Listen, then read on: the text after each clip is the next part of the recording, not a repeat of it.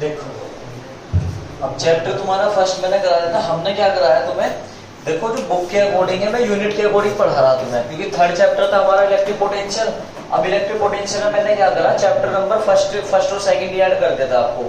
Unit first में electric field and electric potential दोनों कर दिया था, चार्ज भी मैंने इसमें पढ़ा दिया आपको, ठीक है। तो अब मैं फॉर्मूले लिखवा रहा, क्योंकि अगर न्यूमेरिकल आपको करने तो फॉर्मूले याद होने जरूरी है। पहली चीज तो ये कि फॉर्मूले याद होने चाहिए आपके, ठीक है। और दूसरा आपके पास डेरिवेशन आने चाहिए। डेरिवेशन तो खैर आगे जाएंगे, आपका डेरिवेशन करा रखे मैंने। फॉर्मूले दूसरा यूनिट पता होनी चाहिए कि इसका मात्रा क्या होता है, बहुत जरूरी है। स्टार्टिंग से लेके चलना। पहला फॉर्मूला था हमारे पास आवेश ज्ञात करने का सूत्र, ठीक है, टू फाइंड चार्ज। तो आवेश ज्ञात करने का सूत्र, आवेश ज्ञात करने का सूत्र, क्योंकि आवेश को हम किससे प्रेजेंट करते थे, क्यू से। तो Q equal to N E, या दूसरा था हमारे पास और Q equal to I T, ठीक है। इस चैप्टर में ज्यादातर हम मोस्टली ये वाला फॉर्मूला यूज करेंगे, Q equal to N E वाला। वेयर, कौन क्या है यहाँ पर, बहुत फॉर्मूले से। पहला Q क्या है यहाँ पे, वस्तु पर आवेश, वस्तु पर आवेश। दूसरा N, number of electron, electron की संख्या, इलेक्ट्रॉन की संख्या, ठीक है बेटे। और E, मूल आवेश, इलेक्ट्रॉन का मूल आवेश है, उसकी वैल्यू कितनी थी 1.6 इंटू 10⁻⁻⁻⁰। और आवेश का मतलब कूलाम होता है, तो कूलाम लिख दो। अच्छा आप चाहो, जैसे मैं फॉर्मूला लिख रहा ना, ये इसका मात्रा कूलाम होता है, इसका मात्रा कूलाम होता है, ये भी लिख सकते हो। फिलहाल मैं लिख नहीं रहा क्योंकि यहाँ तो नहीं तो सिंबल में आपको प्रॉब्लम आ जाएगी, ठीक है।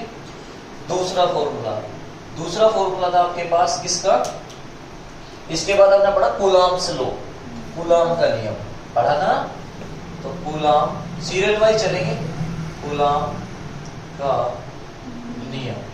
अब कूलाम का नियम क्या था उसको देख लेंगे कि F equal to 1/4 pi epsilon nought Q1 Q2 upon में R स्क्वायर, सही है। अगर हम परावैद्युतांक भर दें,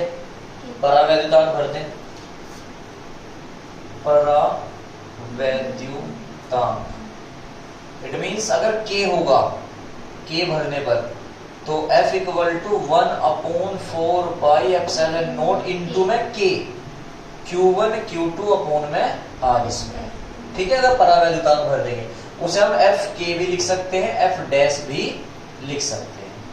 बताओ समझ में आ रही है बेटे, ये सब बताए थे मैंने आपको फॉर्मूले। फिर इस पे वेयर, यहाँ ये क्या था, यहाँ जो कॉमन था उसे लिख देंगे कि 1/4 पाई एप्सिलॉन नॉट की वैल्यू थी 9 इंटू 10⁻⁹, ठीक है, इसकी वैल्यू। बाकी एप्सिलॉन नॉट की वैल्यू भी आप लिख के दिखा सकते हो, कितनी थी 8.85 into 10⁻⁻90 12 coulomb square upon newton metre square, ठीक है बेटे। फिर थर्ड पॉइंट आया आपका माध्यम का परावैद्युतांक K, माध्यम का परावैद्युतांक K का फॉर्मूला।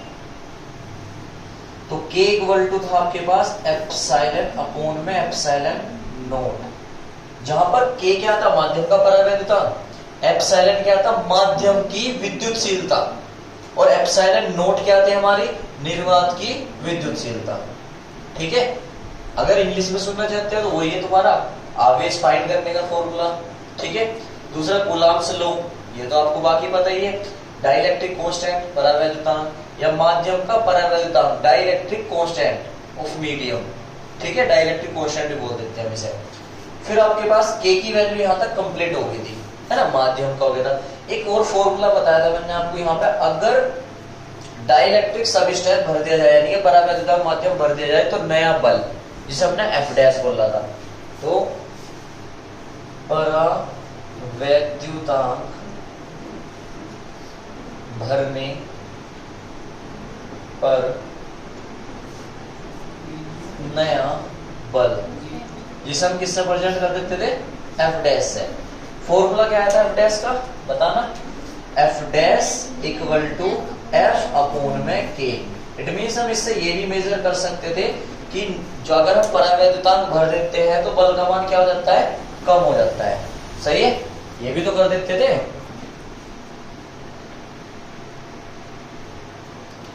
आगे देखो, अब इसके बाद आपके पास आते हैं और फॉर्मूले। मेरे ख्याल से जैसे हमने चैप्टर वाइज पढ़ा है तो फर्स्ट चैप्टर इनसे कंप्लीट कर दिया था।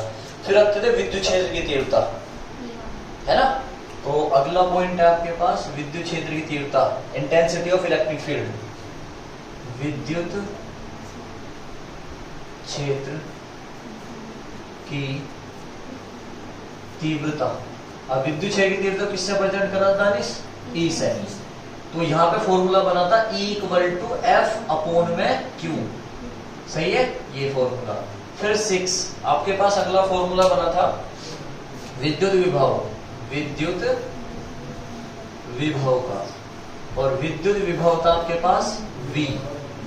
तो V इक्वल टू था W अपॉन में Q। अच्छा, ये तो पता भैया, F क्या है, बल, Q क्या है, आवेश, और E क्या है, विद्युत क्षेत्र की तीव्रता। W क्या है, कार्य, Q क्या है, आवेश, और V क्या है, विभव। ये तो पता ही है। मात्रा क्या जानते थे इसके, न्यूटन अपॉन में कूलाम, और इसका जूल, जूल अपॉन में कूलाम, ये से बोल देते थे हम वोल्ट। ठीक है, इधर इसका न्यूटन होगा, बल का मात्रक न्यूटन। ठीक है, यहाँ भी इसका बल से न्यूटन कैंसिल हो जाएगा, सॉरी न्यूटन आएगा, न्यूटन तो रहेगा ही ना, के का कोई मात्रक होता ही नहीं है, के का कोई मात्रक नहीं होता, के का कोई मात्रक नहीं होता। फिर इसके पास, इसके बाद हमने निकाला था बिंदु आवेश के कारण, यानी कि ड्यू टू पॉइंट चार्ज। बिंदु आवेश के कारण निकालना था r दूरी पर, due two point charge at A distance r। तो बिंदु आवेश, बिंदु आवेश,